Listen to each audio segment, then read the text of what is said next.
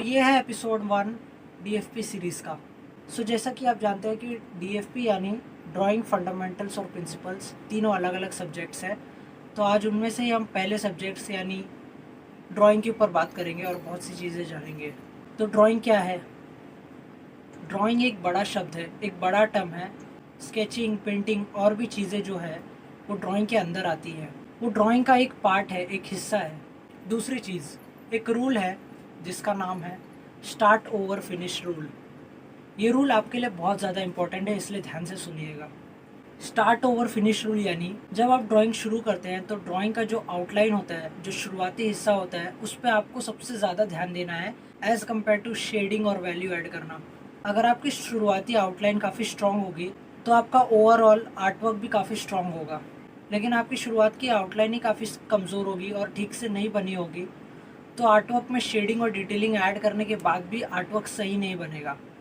इसलिए ये रूल आपके लिए बहुत ज़्यादा इम्पॉर्टेंट है। इसका नाम याद रखिएगा, स्टार्ट ओवर फिनिश रूल। आज के इस लेसन में मैं दो सब्जेक्ट्स को ड्रॉ करूँगा। एक थोड़ा सिंपल होगा और एक उससे थोड़ा डिफ़िकल्ट, बट आपको दोनों ही सब्जेक्ट्स के प्रोसेस को देखना है और जो भी मैं पॉइंट शेयर करूँगा उसे ध्यान से सुनना है और नोट डाउन करना है। शुरू करते हैं। आप अभी देखिए कि असल में पेंसिल को होल्ड कैसे किया जाता है। आमतौर पर आप अपने पेंसिल को कुछ इस तरह से ट्राइपॉड ग्रिप में होल्ड करते होंगे, बट आपको इस तरह से नहीं करना है। आपको पेंसिल को कुछ इस तरह से करना है जो मैं आपको बताने जा रहा हूँ। तो आप जिस भी हैंड से ड्रॉ करते हो उस हैंड से पेंसिल को पकड़ लेना है। थंब और इंडेक्स फिंगर से आपको अपने पेंसिल को पकड़ना है कुछ इस तरह से। ये एक परफेक्ट ओवरहैंड ग्रिप है और आपको इसी तरह से ड्रॉ करना है। इस तरह से ड्रॉ करने का बेनिफिट ये है कि आप पेंसिल की साइड टिप को यूज़ कर पाते हो, जिससे आप एक लाइट और सॉफ्ट स्ट्रोक्स लगा पाते हो अपने पेपर पर। और शुरुआत में हमेशा ट्राई करिए कि आप लाइटली ड्रॉ करो। अगर आप ऐसे ट्राइपॉड ग्रिप से ड्रॉ करोगे तो आप उन लाइट लाइंस को अचीव नहीं कर सकते। अब हम ड्रॉ करना शुरू करते हैं। मैं अब जिस पिक्चर से ड्रॉ कर रहा हूँ उसकी तरफ देखिए कि इसमें सबसे लंबी लाइंस कौन सी है। इसमें सबसे बड़ी लाइंस जो हैं उसे ऑब्ज़र्व कीजिए और उन्हें सबसे पहले अपने पेपर पर उतारिए। तो यहाँ पर आप इस हॉर्स के सर के ऊपर वाली लाइन देखिए, ये एक लाइन है। इसकी जॉ वाली लाइन और ये एक लोअर नेक वाली लाइन और सबसे लंबी यानी ऊपर वाली लाइन। सबसे पहले इसे ड्रॉ कर ले। इसे ड्रॉ करने से आपको एक अपने ड्राइंग का फ्रेम मिल जाएगा जिसके अंदर आपको ड्रॉ करना है। जैसा मैंने कहा था, ओवर हैंड ग्रिप के साथ शुरू करना है, लाइटली लाइंस लगाते हुए। ठीक उसी तरह लगाना है जिस तरह से आपने ऑब्ज़र्व किया था बड़े लाइंस को। उन्हीं लाइंस को मैं यहाँ पर ड्रॉ कर रहा हूँ। ये मैंने सबसे बड़ी वाली लाइन लगाई।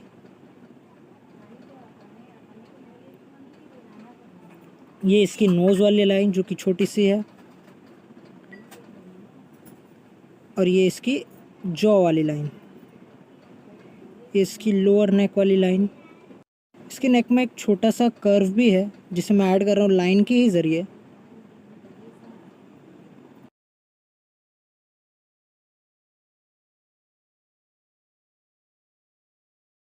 लाइंस को लाइट लगाने का ये भी एक रीज़न है कि अगर आपकी ड्राइंग आपको दिख रही है कि कुछ सही नहीं बनी तो आप बाद में उसमें एडजस्टमेंट कर सकते हो, बाद में आप उसे ठीक कर सकते हो। लेकिन अगर आपने शुरुआत में ये डार्क लाइंस लगा दी तो उन्हें मिटाना काफ़ी मुश्किल हो जाता है और पेपर पर एक मार्क भी लग जाता है जो कि बाद में अच्छा नहीं लगता। जैसे ही आपकी बड़ी लाइंस बनाकर कंप्लीट हो गई तो आप कर्व्स ऐड करना शुरू कर दीजिए। तो यहाँ पे हॉर्स के जॉ वाले हिस्से में मुझे एक ओवल नज़र आ रहा है तो मैं उसे भी ड्रॉ कर लूँगा। तो ये मैंने ओवल ड्रॉ कर लिया है। चीज़ों को सिंप्लीफाई करने की कोशिश करिए। जैसे मैंने जॉ वाले हिस्से को एक ओवल में सिंप्लीफाई किया, हॉर्स के पूरे स्ट्रक्चर को लाइंस में सिंप्लीफाई किया। इसी तरह चीज़ों को सिंप्लीफाई करके बनाइए। शुरुआत में डिटेल्स पर फोकस करने के बजाय आप ये देखिए कि आपकी लाइंस और आपने जो स्ट्रक्चर बनाया है वो सही है या नहीं। चीज़ों को सिंप्लीफाई करिए। एक बार आपने सिंप्लीफाई कर लिया, आपको एक परफेक्ट ड्राइंग मिल गई, फिर आप उसमें शेडिंग, वैल्यूज़ और भी चीज़ें ऐड कर सकते हैं, तो वो अच्छा भी लगेगा। तो यहाँ पर सारी चीज़ों का स्ट्रक्चर बनाने के बाद मैंने पेंसिल को ट्राइपॉड ग्रिप में ले लिया है। कर्व्स ऐड करते वक्त आपको पेंसिल को ट्राइपॉड ग्रिप में ले लेना है और कर्व्स को ऐड करते जाएं।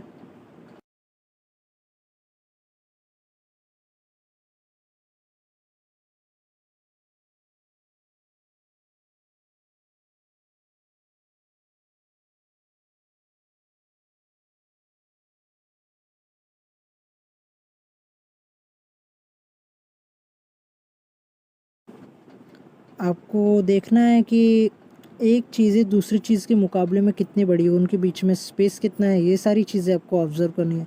जैसे यहाँ पे मैं नॉस्ट्रिल बना रहा हूँ, ये नॉस्ट्रिल के बाजू में ये जो इसका राइट वाला हिस्सा है लिप्स का, वो कितना दूर है इससे, ये सारी चीज़ें आपको ऑब्ज़र्व करनी है। क्या ये ज़्यादा बड़ा हो गया है, क्या ये ज़्यादा छोटा हो गया है, ये सारी चीज़ों का आपको ध्यान रखना है।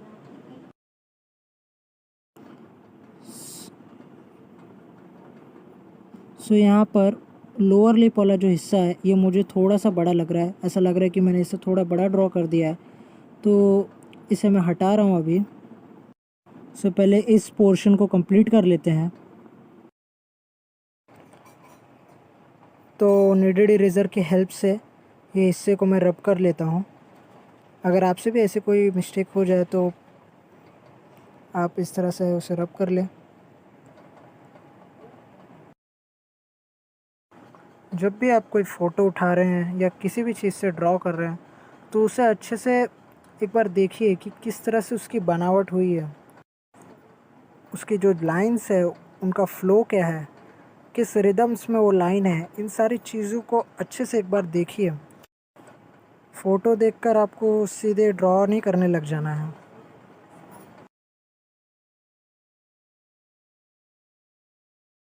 तो आई वाला जो हिस्सा है वो यहाँ पर आएगा। इसे भी मैंने शेप और लाइंस में ही सिंप्लीफाई किया है।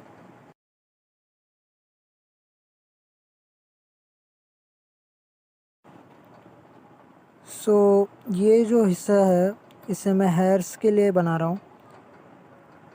ये हेयर वाला हिस्सा होगा। ये मैंने इसके कान बना दिए।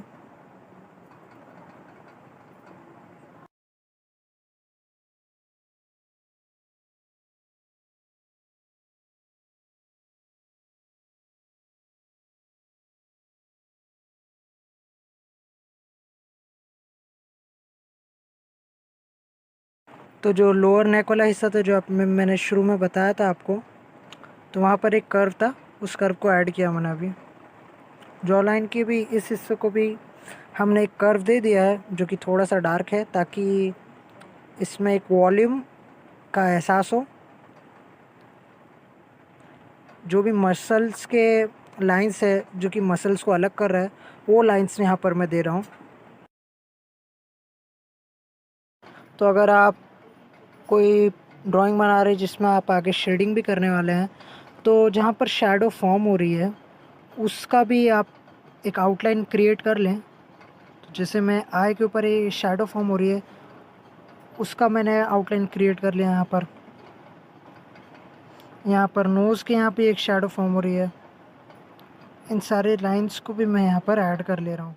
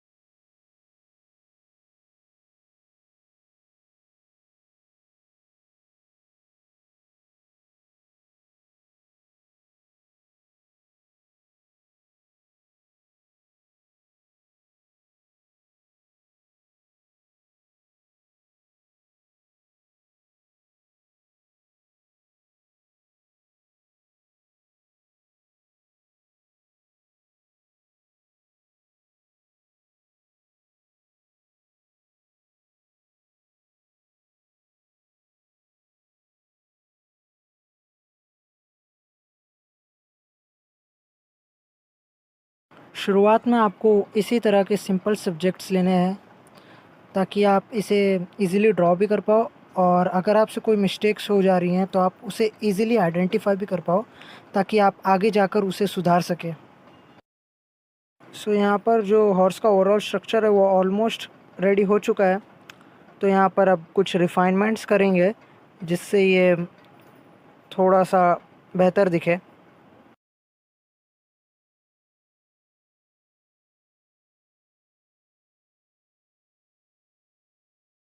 रिफाइनमेंट्स रिफाइनमेंट्स यानी जैसे हमने ये ओवरऑल स्ट्रक्चर ड्रॉ कर लिया, ये किया तो हमने ठीक ही है, लेकिन इसके जो लाइन्स है वो इतने क्लीन्स नहीं लग रहे। तो एक अच्छा सा शार्प और क्लीन स्ट्रोक लगाएंगे हम इसमें, जिससे ये थोड़ा सा अच्छा दिखे। तो इसे ही रिफाइनमेंट्स कहते हैं। इसका बेसिक मतलब यही है, फिनिशिंग देना ये भी कह सकते हैं आप इसे। इस पार्ट में मैंने स्पीड को बढ़ा दिया है ताकि आप चीज़ों को जल्दी देख सकें, क्योंकि ये पार्ट सिर्फ रिफाइनमेंट्स का है।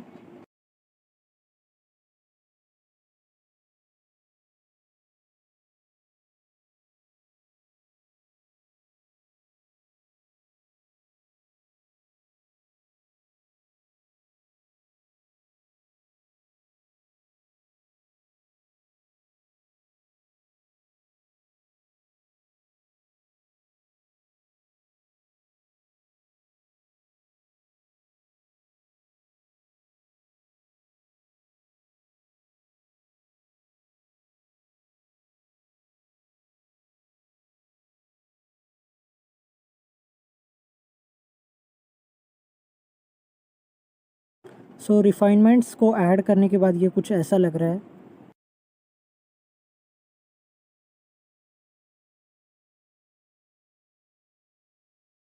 हमारा ये वाला वर्क कंप्लीट हो गया है।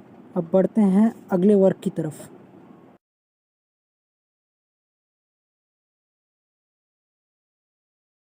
जैसा कि आप देख सकते हैं, ये पहले पहले तो हमने सिर्फ हॉर्स का फेस ड्रॉ किया था, पर ये पूरा का पूरा हॉर्स का फिगर है, तो इसलिए ये थोड़ा कॉम्प्लिकेटेड है।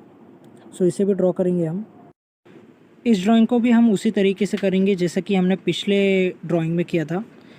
आपको उसी मेथड से करना है। सबसे पहले जो भी सबसे बड़ी लाइन से पिक्चर की उसे ड्रॉ कर लीजिए। यहाँ पर हॉर्स के हेड से लेके उसके फीट तक मुझे एक कर्व नज़र आ रहा है। ये एक जेस्चर की तरह लग रहा है, तो इस वजह से मैं इस कर्व को ऐड कर दूंगा इसके हेड से लेके इसके फीट तक।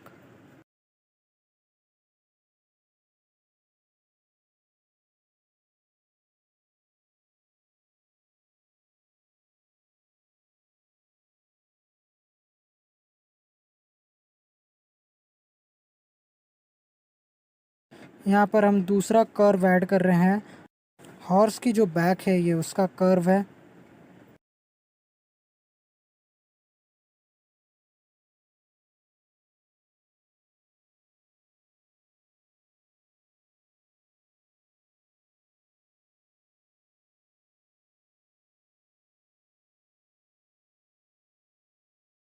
ये होने के बाद अंदर की जो छोटी लाइंस है उसे ऐड कर रहा हूँ मैं।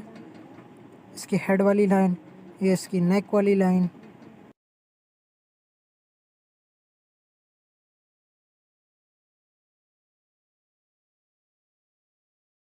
तो अगर आप पिक्चर में देखोगे तो हॉर्स का जो ये रिब केज वाला हिस्सा है उसमें एक ओवल फॉर्म हो रहा है, तो यहाँ पर भी हम एक ओवल बना लेंगे।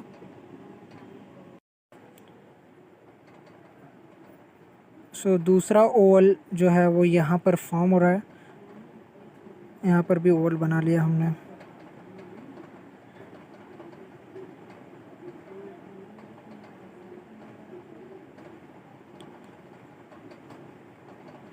एक और ओवल है।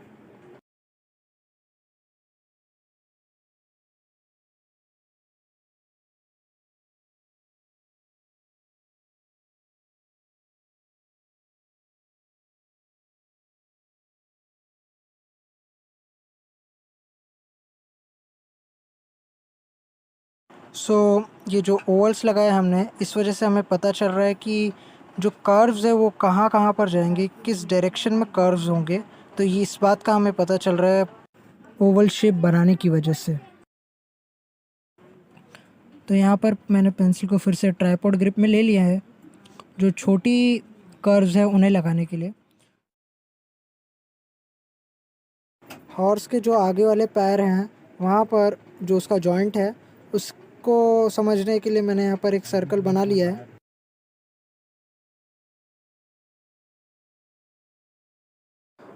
इसके जो पैर हैं उन्हें बनाने के लिए मैंने सिर्फ लाइंस खींची हैं यहाँ पर। इन लाइन से बाद में हम पैर भी बना लेंगे।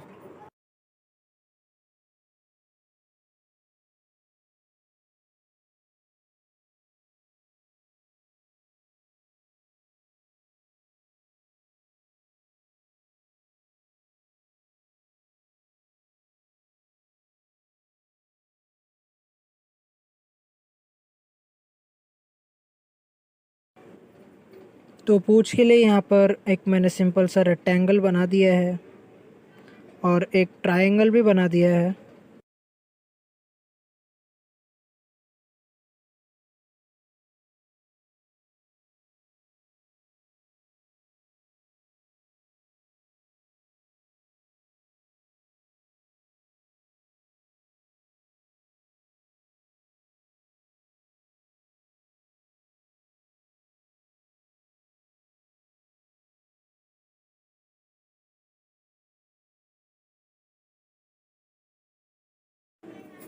तो ये पूरा होने के बाद हम रिफाइनमेंट्स करना शुरू कर सकते हैं।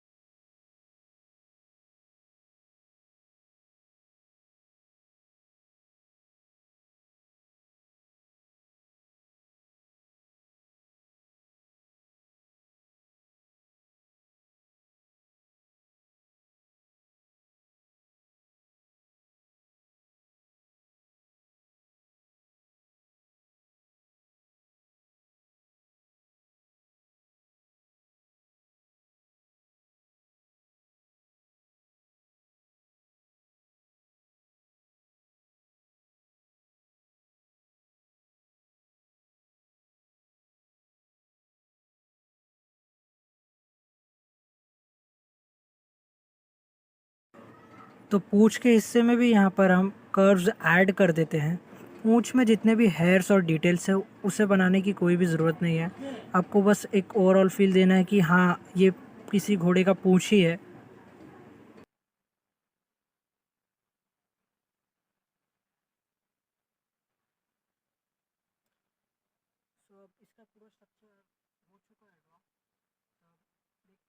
तो ये वैसे तो कंप्लीट हो गया है, इसमें कुछ रिफाइनमेंट्स करते हैं, फिर देखते हैं ये कैसा लगता है।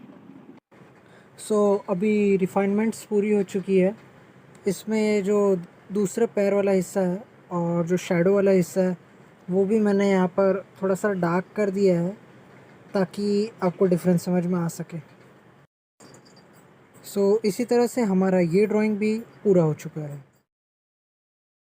आप सबके लिए एक एक्सरसाइज है, ये आपके लिए एक टास्क है, समझो आप कि जैसे मैंने आपको बताया कि लाइटली स्ट्रोक्स कैसे लगाने हैं आपको पेपर पर, तो आपको उसी चीज़ की लगभग 10 मिनट प्रैक्टिस करनी है डेली। आपको एक पेपर ले लेना है और उसी तरह से ओवर हैंड ग्रिप से लाइटली स्ट्रोक्स लगाने हैं एकदम फ्रीली पेपर पर। ऐसा करने से आप कंफर्टेबल हो जाएंगे फ्रीली स्ट्रोक्स लगाने में। इससे आपकी फ्री हैंड ड्राइंग भी काफ़ी इम्प्रूव होगी। आज के लिए बस इतना ही। मिलता हूँ मैं आपसे अगले लेसन में।